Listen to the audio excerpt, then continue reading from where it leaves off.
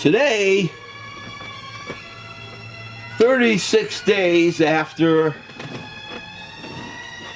the horrific 9/11 election that we had, today, and wearing one of my dusty hats, see if it's dusty.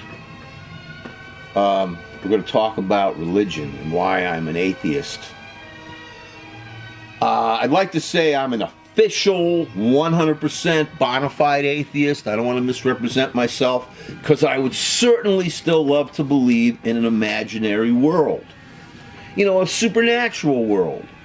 A world where there's the Wolfman, Count Dracula, maybe even space aliens,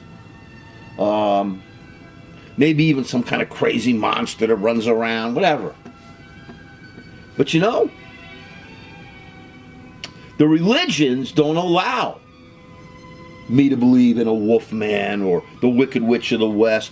But here's where the funny thing is.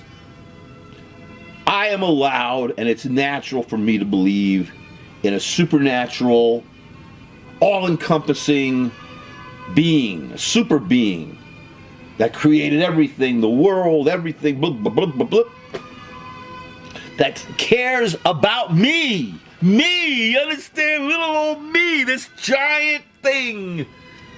Everything I want. I could be like Tevye and Fiddler on the Roof, talk to this being. Give me something. What are you doing? If I was a rich man, die-dee-die-dee-die-dee-die-dee-die-dee-die-dee-die. The Eibishter. That's what's the Hasidim in the Jewish tradition, which I'm a member of the Jewish tribe. And you probably all wonder about that, right? Well, you see, many, many thousands of years ago, these ancient Hebrews who wrote the Hebrew Bible, you know, they deeded, these ancient men, they deeded what is called the land of Israel, the land of Canaan, which is now the land of Israel, to the ancient Hebrews, which later became the Jewish people. All right? So, these men, not only did they create a religion, but they also created a nation. So, I call myself an atheist, but I still call myself a member of the Jewish nation, the Jewish tribe. I'm an American Jew, and I use the word American first because I live here, and I owe the country I live in my first move, but I also recognize that I'm a member of this tribe, and we have tribal lands, and that my tribe has just as much right to its lands as any other tribe has. And there's all kinds of things that get involved with this. I'd rather not be tribal. I'd rather be just a person. But as I've learned from studying Jewish secular history and religious history, such as that it doesn't pay for me as a Jewish person to say I'm just a human being. I am a human being, but I have to also acknowledge my tribe, because everybody else does not. And when I say everybody else, I don't mean everybody, but understand. You know, people just say, well, it's a religion. Well, yeah, there's a Jewish religion.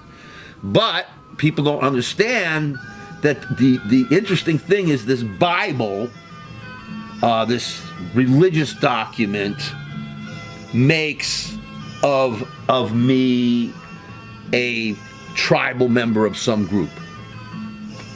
All right.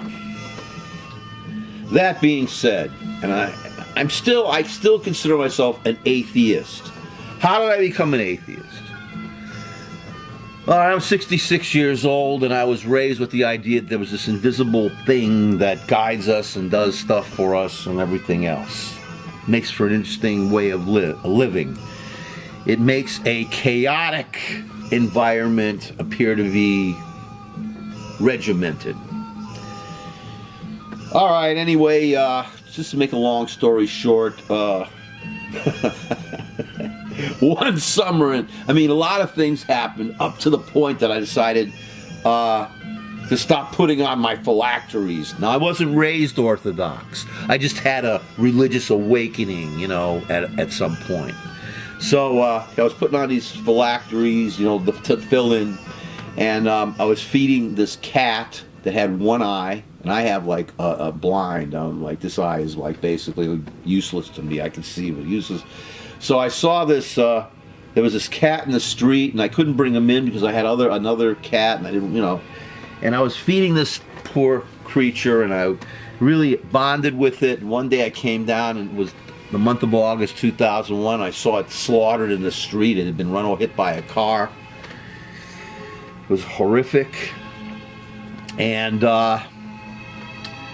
from that day forward, I never put on a pair of those phylacteries again. And then 9/11, that was August 2001. Then in the following month, we had the 9/11 attacks, and that's when I dispensed with religion completely. You know, because the people that attacked us, they were attacking us out of religious beliefs. Okay? So that's when I dispensed with it. This is bullshit.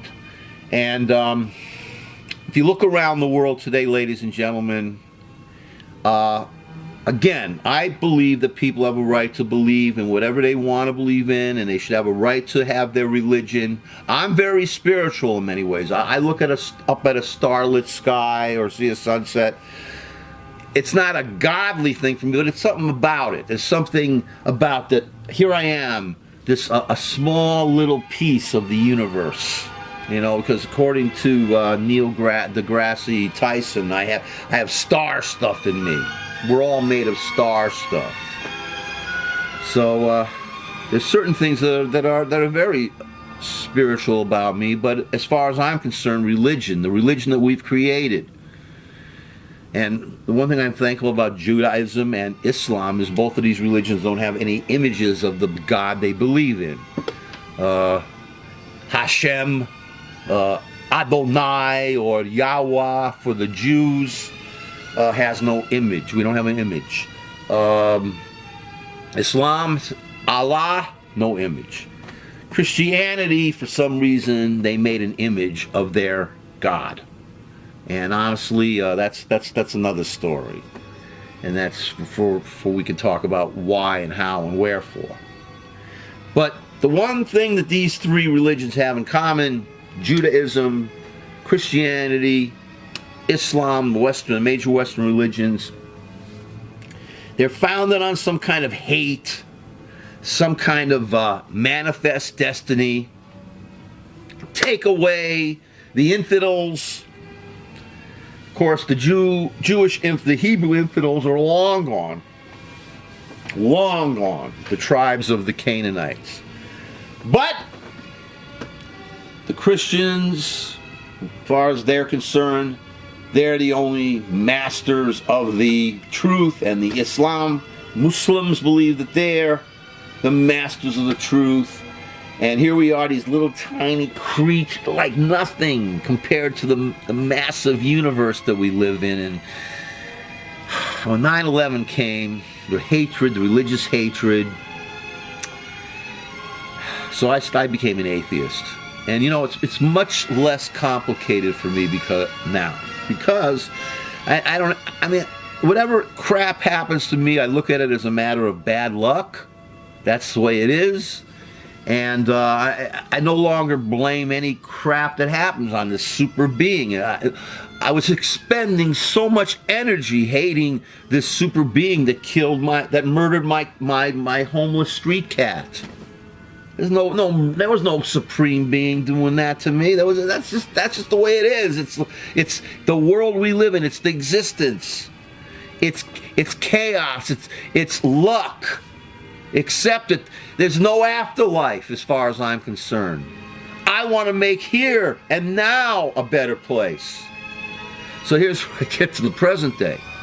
To Christian extremist terrorism.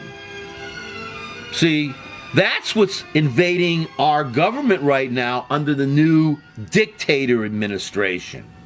We have people in there who claim to be Christians, who claim to follow the teachings of Jesus, who said the meek shall inherit the earth. And this creep and his group of so-called Christians that he's putting in his cabinet, including this Sessions racist, this Flynn racist, this Grant racist, all these creeps, these so-called people call themselves Christians. He's putting these people in there, and none of them follow any of the traditions that they're supposed to follow in terms of Christianity, in terms of their religious beliefs. Christian religious extremist terrorism, I said it, is now generating all the crap that's going to happen in this administration to take everything away from the meek, the poor, the infirm. If only my fellow of color, because, the ancient Hebrews were dark people, could come back and see what the people who follow him do in his name. And by the way, since when is God a he? He. More to come, sirs and madams and everyone. More to come.